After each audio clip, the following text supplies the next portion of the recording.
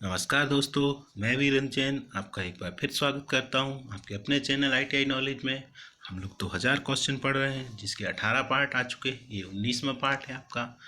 तो आप पूरा वीडियो ज़रूर देखिएगा, इससे आपके बहुत सारे क्वेश्चन सॉल्व होंगे। मैं हर क्वेश्चन को एक एक करके पर्टिकुलर डिफाइन करता हूँ, समझाता हूँ, तो पूरा वीडियो ज़रूर देखिएगा। तो पहला क्वेश्चन देखते हैं, किसमें डेटा और निर्देश होते हैं जो CPU द्वारा वर्तमान स्थिति में उपयोग किए जाते हैं। तो क्या होता है रजिस्टर। रजिस्टर क्या होता है जिसमें डेटा और निर्देश मतलब डेटा और कमांड होते हैं जो CPU द्वारा मतलब वर्तमान स्थिति में जो भी काम कर रहे हैं अपन लोग उसमें यूज होते हैं, तो वो क्या होते हैं रजिस्टर कहलाते हैं। ठीक है। कौन सी एक अनुक्रमिक एक्सेस मेमोरी है। अनुक्रमिक एक्सेस तो एक एक्सेस मेमोरी मतलब एक्सेस मेमोरी क्या है, एक मैग्नेटिक टेप है जो क्या है अनुक्रमिक एक्सेस मेमोरी कहलाती है। ठीक है। नेक्स्ट क्वेश्चन है आपका, इलेक्ट्रॉनिक उपकरणों के संबंध में PDA का पूरा नाम क्या होता है। तो PDA का पूरा नाम क्या होता है आपका, PDA का नाम होता है पर्सनल डिजिटल असिस्टेंट। ठीक है। क्या होता है आपका पर्सनल डिजिटल असिस्टेंट। ठीक है। नेक्स्ट क्वेश्चन है आपका, P का हो गया आपका पर्सनल, D का हो गया डिजिटल और A का हो गया असिस्टेंट। ठीक है। और नेक्स्ट है आपका CDAC। CDAC क्या होता है, CDAC है जो वो क्या है एक संस्था है भारत की, जहाँ जो कहाँ पे इसका मुख्यालय कहाँ पे है, बेंगलोर में है। ठीक है। तो बेंगलोर में है। इसके लिए पूरा नाम इसका पूछा गया है कि पूरा नाम इसका क्या होता है। पूरा नाम भी आ सकता है इसका। और इसने एक क्वेश्चन यहाँ पे पूछा गया है कि इसने सुपर कंप्यूटर जो भारत में कंप्यूटर बनाए थे वो कौन सा बनाया था। तो इसमें कंप्यूटर है जो आपका वो बनाया था परम। इसका पूरा नाम क्या होता है, centre for development of advance computing. ठीक है। तो क्या होता है सेंटर, सी का हो गया सेंटर फॉर, ए का हो गया एडवांस और डी का ए का हो गया ऑटोमेटिक कंप्यूटर, सॉरी ए का एडवांस्ड। ठीक है। ए का एडवांस कंप्यूटर। ठीक है। तो ये हो गया। नेक्स्ट क्वेश्चन देखते हैं आप। नेक्स्ट क्वेश्चन है आपका, CRT डिस्प्ले डेटा के विजुअल प्रदर्शन के लिए क्या यूज किया जाता है। तो CRT का पूरा नाम क्या होता है आप, CRT का पूरा नाम होता है कैथोड रे ट्यूब। ठीक है। CRT का पूरा नाम क्या होता है, कैथोड रे ट्यूब। और ये पे पूछा गया है CRT डेटा के विजुअल प्रदर्शन के लिए उपयोग किया जाता है, तो इलेक्ट्रॉन गन किया जाता है। ठीक है। इलेक्ट्रॉन गन किया जाता है। नेक्स्ट है आपका, प्रोग्रामिंग भाषा के संबंध में फोर्ट्रॉन का पूर्ण रूप क्या है। तो एक प्रोग्राम लैंग्वेज है, प्रोग्राम लिखने की एक लैंग्वेज है जिसे हम जो क्या नाम है जिसका फोर्ट्रॉन। तो इसका पूरा नाम पूछा जाता है। एक क्वेश्चन बहुत इंपॉर्टेंट है, कई बार एग्जाम में पूछा गया है। तो इसका पूरा नाम होता है फॉर्मूला ट्रांसलेशन। ठीक है। फॉर्मूला ट्रांसलेशन होता है ये। इसके लिए गणितीय कामों के लिए ये लैंग्वेज यूज किया, मैथमेटिकल पर परफॉर्म करना है तो इस लैंग्वेज का भी यूज अपन लोग करते हैं। ठीक है। नेक्स्ट है आपका एंटीवायरस एक सॉफ्टवेयर है। तो एंटीवायरस क्या होता है, वायरस को समाप्त करने के लिए। वायरस आपके कंप्यूटर में अगर आ गए हैं और उनका यूज करना है और मतलब उनको ख़त्म करना है तो हम एंटीवायरस का यूज करते हैं। या आपके कंप्यूटर में वायरस ना आए तो पहले से अपन लोग एंटीवायरस डाल के रखते हैं। ठीक है। तो एक सॉफ्टवेयर है। तो क्या है, किस प्रकार का सॉफ्टवेयर होता है, यूटिलिटी। वायरस आपके जो सॉफ्टवेयर होते हैं वो 3 प्रकार के अपन लोग पढ़ते हैं, सिस्टम सॉफ्टवेयर पढ़ते हैं, एप्लीकेशन सॉफ्टवेयर पढ़ते हैं और एक पढ़ते हैं यूटिलिटी सॉफ्टवेयर। तो ठीक है। तो यूटिलिटी सॉफ्टवेयर मतलब जो अलग से यूज किए जाते हैं, जो इस कंप्यूटर में अलग से काम करने के लिए यूज किए जाते हैं, उनको क्या कहते हैं, हम यूटिलिटी सॉफ्टवेयर कहते हैं। तो एंटीवायरस क्या है, एक यूटिलिटी सॉफ्टवेयर। नेक्स्ट क्वेश्चन है आपका, डेटा को कॉलम और रो में व्यवस्थित करने के लिए यूज किया जाता है और यूजर्स को डेटा विश्लेषण के लिए फॉर्मूला का उपयोग करने की अनुमति देता है। तो ये पूछा गया डेटा को कॉलम और रो। कॉलम और रो में कौन सा एप्लीकेशन होता है जो बांटता है। अगर एप्लीकेशन कॉलम और रो में काम करते हैं अपन, है ना, तो कॉलम और रो में अपन डेटा को रखना, भरना, डेटा को लिखना किस में करते हैं, फॉर्मूला अप्लाई करना, काउंटिंग करना, गणना करना, जोड़ना, घटाना किस में ऐप में करते हैं, तो इलेक्ट्रॉनिक स्प्रेडशीट में कहते हैं। ठीक है। तो इलेक्ट्रॉनिक स्प्रेडशीट अपन लोग ने कौन कौन सी देखी थी, एक MS ऑफिस की आपकी देखी थी, MS एक्सेल होती है जिसमें स्प्रेडशीट होती है, seat 1, seat 2, seat 3, by default 3 सीटें होती हैं। ऐसे ही ओपन ऑफिस में भी एक कैल्क करके होता है, वो भी एक स्प्रेडशीट कहलाती है। उसमें भी अपन लोग कोई भी गणना अपन को करनी, टेबल बनानी है तो वहाँ पर ये काम कर सकते हैं। ठीक है। नेक्स्ट क्वेश्चन है आपका, एक फ्रीवेयर है। फ्रीवेयर क्या है, एडोब एक्रोबैट रीडर, है ना। एक फ्रीवेयर क्या है, एडोब एक्रोबैट रीडर। ठीक है। यदि कंप्यूटर में 512 MB और 1 GB की क्षमता के 2 रैम हैं तो कंप्यूटर की कुल मेमोरी क्या हो जाएगी। तो 512 है, एक 1 GB है, तो 512 और प्लस 1 GB में कितने MB होते हैं, 1024 MB। तो हम क्या करेंगे, 512 MB प्लस 1024 MB को जोड़ देंगे। ठीक है। क्या हो जाएगा, 512 और प्लस 1024।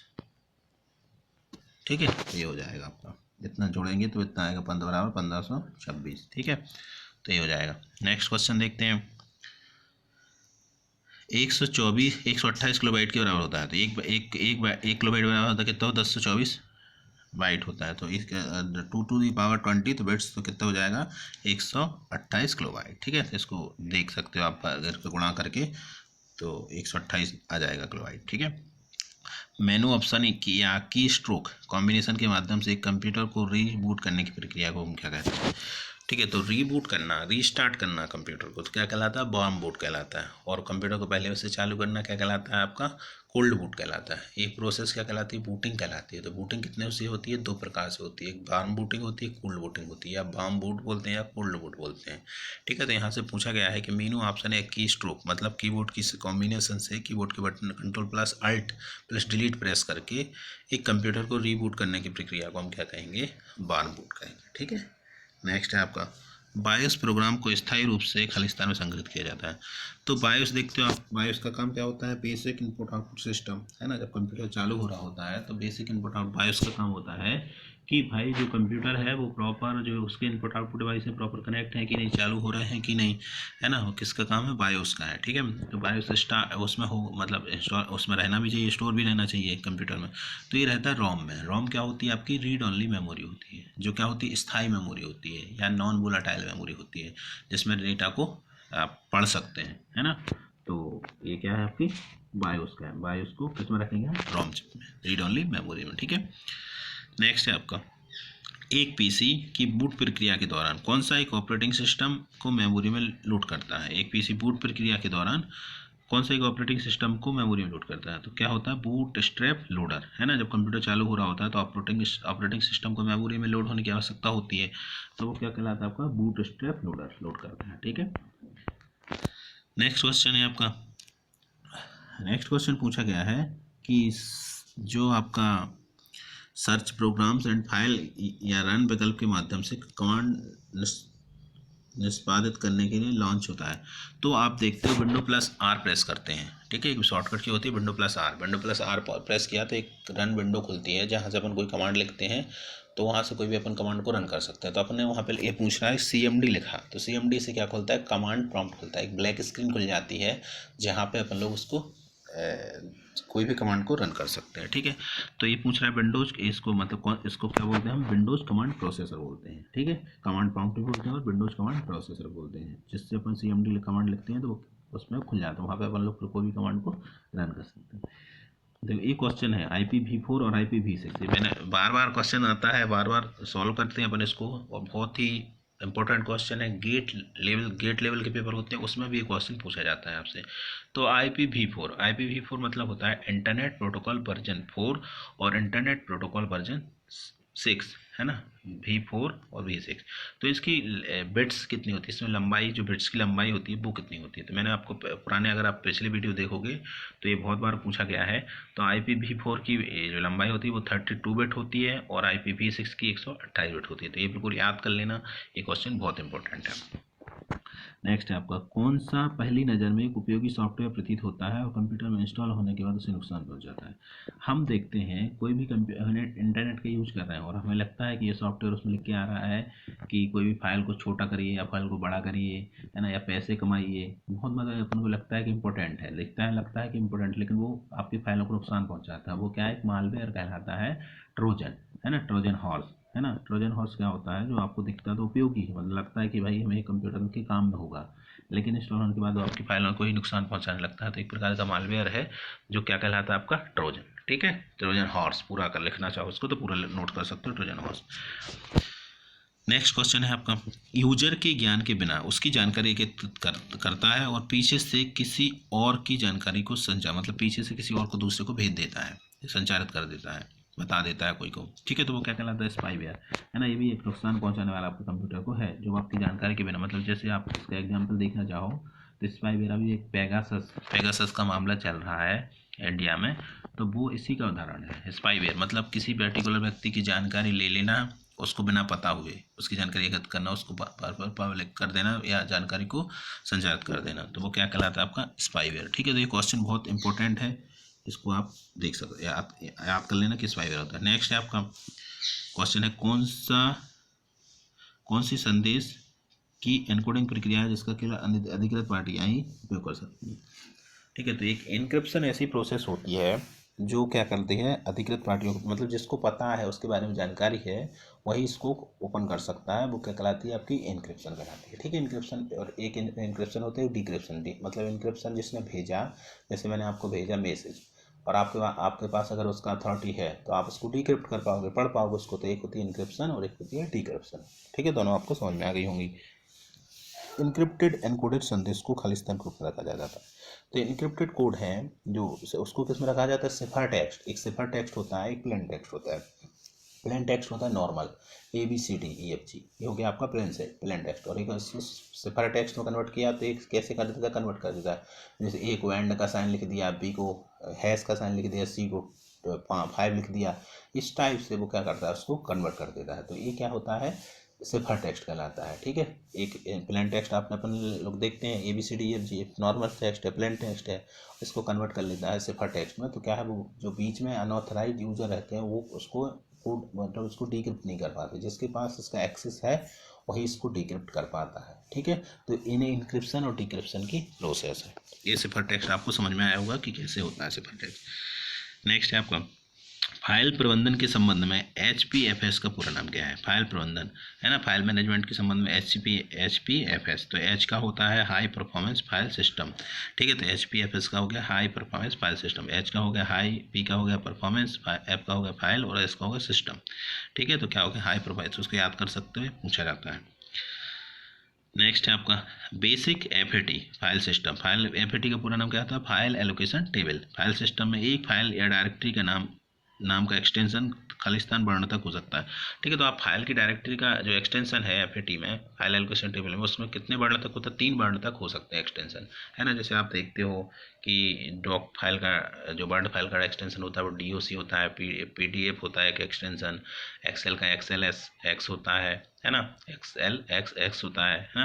तो इस टाइप से आपके फाइल सिस्टम के जो एक्सटेंशन रहते हैं वो रहते हैं। तो ऐसे ही पूछ रहा है कि ये बता रहा है आपको कि फाइल एलोकेशन टेबल जो फाइल सिस्टम है उसमें प्रत्येक फाइल या डायरेक्टरी का एक्सटेंशन आपका 3 वर्ड तक हो सकता है। ठीक है, ये समझ में आ गया होगा। एक बेसिक FAT फाइल सिस्टम में, मतलब FAT मतलब file allocation table, file system में कौन सा विशेष वर्ण या एक फाइल या डायरेक्टरी नाम में उपयोग किया जाता है। तो एक विशेष वर्ण है, साइन है एंड का साइन, जो क्या होता है, एक फाइल या डायरेक्टरी के रूप में उपयोग किया जाता है विशेष रूप से। ठीक है, विशेष वर्ण के रूप में। ठीक है, तो याद कर सकते हो आप। कौन सी डॉस कमांड, डॉस मतलब disk operating system.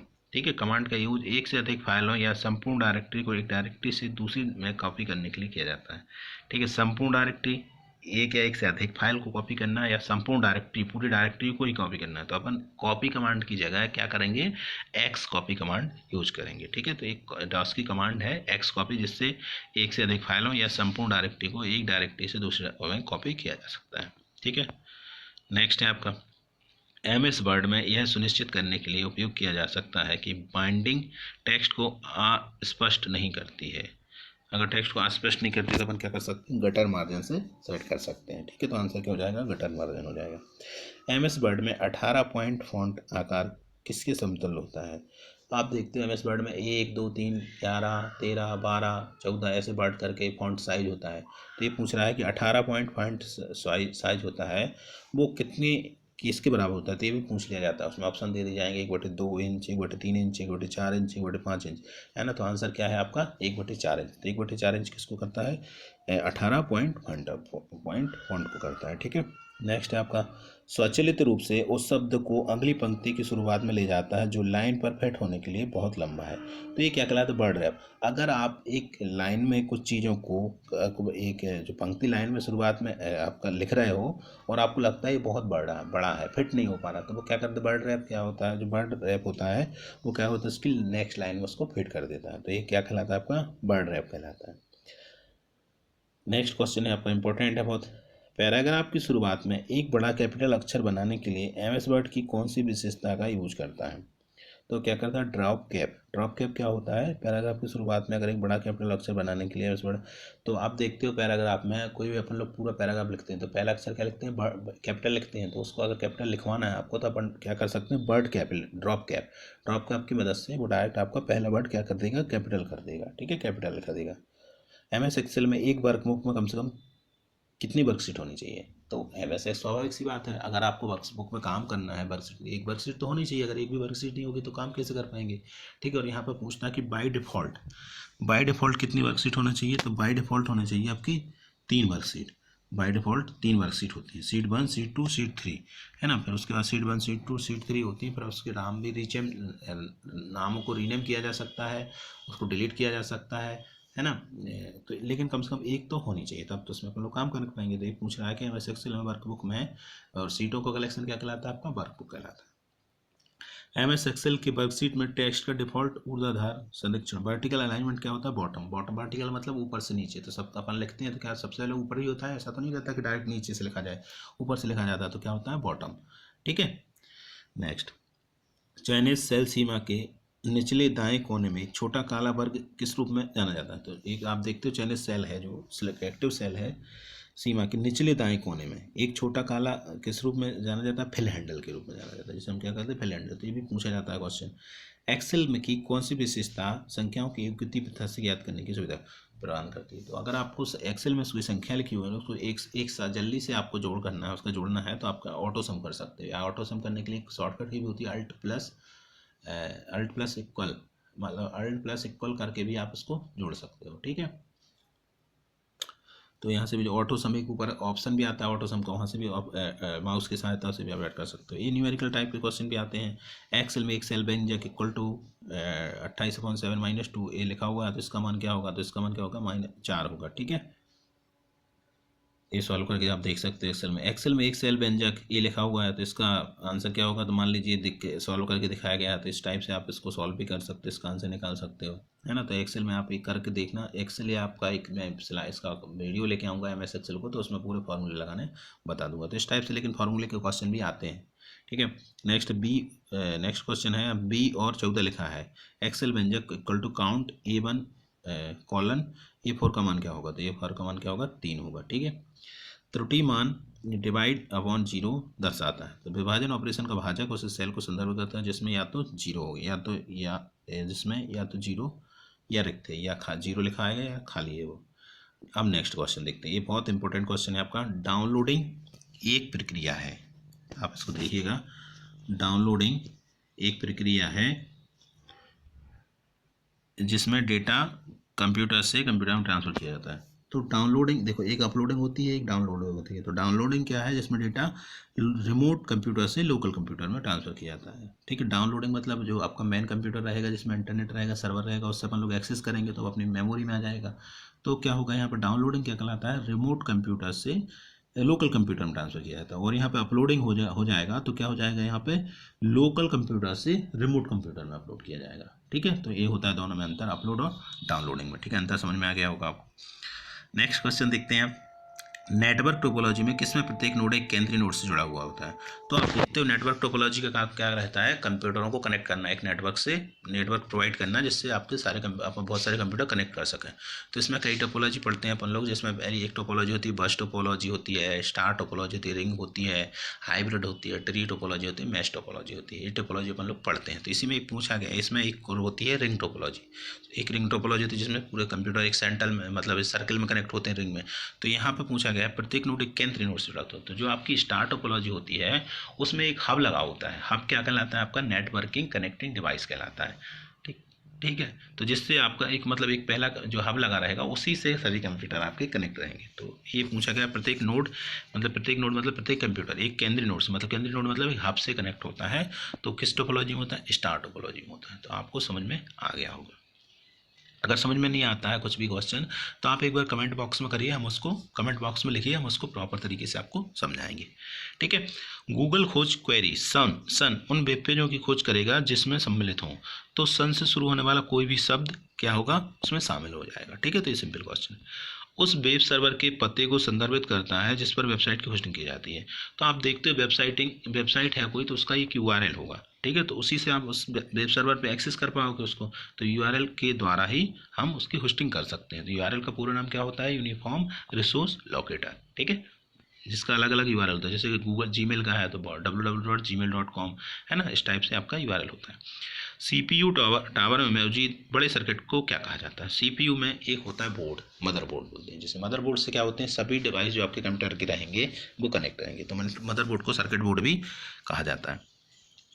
Next question है आपका, सीपीयू के सभी प्रसंस्करण कार्यों को पूरा करता है। जो सीपीयू के सभी कार्य होते हैं लगभग वो कौन करता है? सीपीयू करता है। सीपीयू को क्योंकि कंप्यूटर का हृदय कहा जाता है, मस्तिष्क कहा जाता है, ठीक है, तो सभी काम सीपीयू से ही सभी काम होते हैं, सीपीयू से ही सभी चीज़ें कनेक्ट रहती हैं, और सीपीयू के अंदर होता है मदरबोर्ड, है ना, ठीक है। नेक्स्ट है आपका, एक क्या कैपेसिटर का इस्तेमाल करता है जैसे लगातार रिफ्रेश करने की आवश्यकता होती है?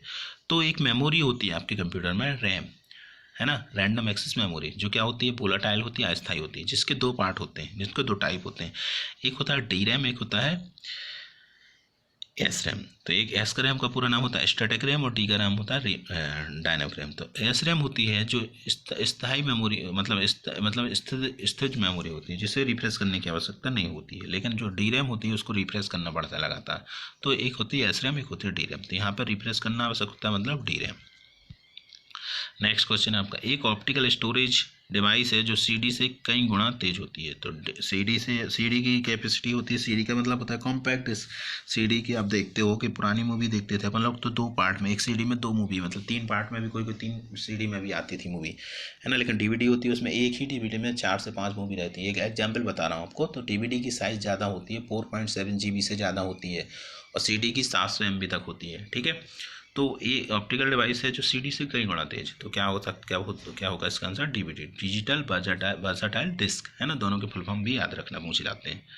प्रोग्रामिंग भाषाओं के संदर्भ में कोबल का पूर्ण रूप है। तो कोबल का पूरा नाम क्या होता है? कॉमन बिजनेस ओरिएंटेड लैंग्वेज, ठीक है, common business oriented language. CO का हो गया कॉमन, B का हो गया बिजनेस ओरिएंटेड, O का हो गया ओरिएंटेड, L का हो गया लैंग्वेज, ठीक है। तो common business oriented language. Hard disk पर डेटा को दोबारा क्रम में लगाता है ताकि कंप्यूटर अधिक कुशलतापूर्वक चल सके, ठीक है। हार्ड डिस्क को मतलब दोबारा रिफ्रेश कर दे, उसमें अगर कोई जो कैश मेमोरी है, कैश फाइल्स हैं जो यूज करने लायक नहीं है, वो वायरस आ गए हैं, फाइलें आ गई तो उनको डिलीट कर देता है, तो अधिक स्पीड में चलने लगे तो अपन क्या करते हैं? डिस्क डिफ्रेगमेंट कर देते हैं। तो क्या कहलाता है आपका? डिस्क डिफ्रेगमेंटर कहलाता है, जो क्या करता है आपके कंप्यूटर में जो भी अनऑथराइज फाइलें रहती हैं, जो यूज करने वाली फाइलें नहीं रहती, कैश फाइलें रहती हैं, उनको हटा देता है। डेटा फॉर्मेटिंग टूल्स शामिल है जो टेक्स्ट डेटा को इस्तेमाल करके दस्तावेजों को बनाने और एडिट करने में इस्तेमाल करता है। तो ये जो आपको डॉक्यूमेंट कोई भी बनाने हैं तो अपन कैसे बनाते हैं? वर्ड प्रोसेसिंग सॉफ्टवेयर बनाते हैं। वर्ड प्रोसेसिंग जैसे MS वर्ड हो गया, है ना, ओपन ऑफिस का राइटर हो गया, तो यहाँ पे क्या हो जाएगा? वर्ड प्रोसेसिंग सॉफ्टवेयर होते हैं जो उसमें वो क्या कहते हैं? टेक्स्ट डेटा का इस्तेमाल करके दस्तावेज या डॉक्यूमेंट को बनाने, एडिट करने के काम आते हैं। तो क्या हो जाएगा answer? Word processing software. JNU public license GPL के तहत, तो GPL का पूरा नाम क्या है? JNU पब्लिक लाइसेंस, ठीक है। GPL का ही पूरा नाम है JNU पब्लिक लाइसेंस के तहत लाइसेंस शुदा सॉफ्टवेयर का सबसे जाना पहचाना उदाहरण क्या है? लाइनक्स, ठीक है। तो इसका सबसे GPL का सबसे अच्छा उदाहरण है लाइनक्स। 16 टेराबाइट के बराबर क्या होता है? तो ये होता है 2 to the power 14। इसको निकाल सकते हो, 1 टेराबाइट में कितने GB होते हैं? 1024 GB होते हैं, ठीक है। नेक्स्ट क्वेश्चन, इस वीडियो का लास्ट क्वेश्चन है, क्या दबाने से फाइल रिसाइकल में भेजे बिना हमेशा के लिए डिलीट हो जाती है? तो दो प्रकार से अपन लोग डिलीट कर सकते हैं फाइल को, या तो फाइल को डिलीट करेंगे डायरेक्ट तो वो रिसाइकल में पहुंच जाएगी, और रिसाइकल में भी अपन फाइल को नहीं चाहते हैं तो वो डायरेक्ट Shift+ डिलीट कर देंगे, तो पूरी तरीके से वो फाइल वहाँ से चली जाएगी, ठीक है। मुझे विश्वास है आपको सभी क्वेश्चन समझ में आ रहे होंगे। अगर आपको क्वेश्चन समझ में आते हैं तो चैनल को सब्सक्राइब जरूर करिए, और वीडियो को लाइक करें, शेयर करें। यदि आपको कोई समस्या आती है, कोई आपको क्वेश्चन नहीं समझ में आता है, तो आप कमेंट करिए, उस कमेंट को हम देखते हैं और उसका आंसर देंगे आपके कमेंट का। तो वीडियो को पूरा ज़रूर देखिएगा, और वीडियो देखने का आपका बहुत बहुत धन्यवाद।